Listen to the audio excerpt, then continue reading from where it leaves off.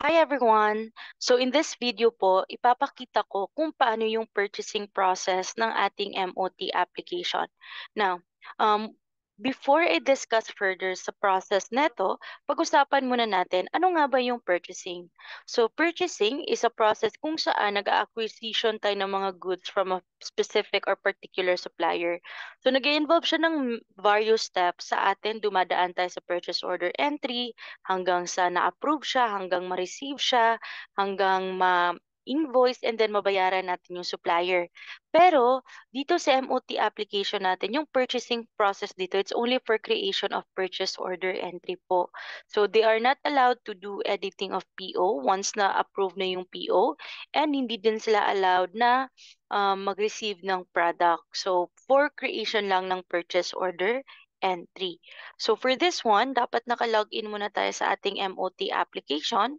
Tap lang natin yung three-line icons po and then tap nyo lang po yung purchasing. So the moment na natap natin siya, you have to select. If you have an existing PO, pwede kang mag-select ng list or dates kung kailan yung existing PO mo ginawa. Or in my end, wala akong ganoon. So I'm going to create a new one. So I have here the list, the received, the edit, and the new. So if there are list already, so makikita mo na yung mga pending natin. Yung mga na-receive is yung mga PO na natapos na. So you can actually see that one, yung mga PO na we already received.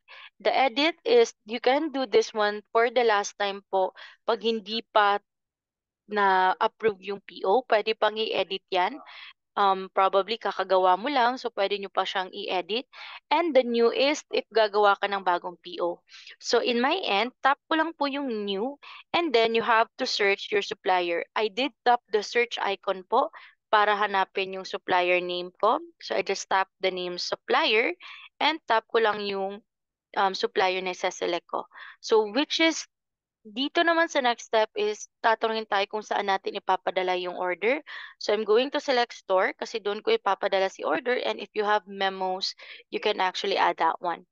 Next, tap ko lang yung OK. Automatically, I already created my PO pero wala pa siyang laman. So what I'm going to do now, since I have my PO already created, tap ko lang yung edit. And here, I am going to add item na. So you may able to search the name of your item here. Ganyan lang. Ilang quantity. Let's say for this 10. And then, magkano yung price? Sa akin, 10 ulit. So you may able to put the price there.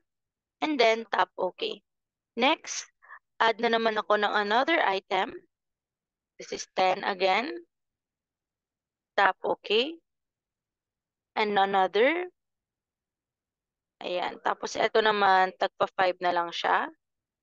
And then, tap OK. So on and so forth, walang limitation kung ilang items. So if you want to delete, you just slide to the right to delete it. And if you want to edit quantity, just tap the product and then edit quantity para madamihan mo like that. Okay?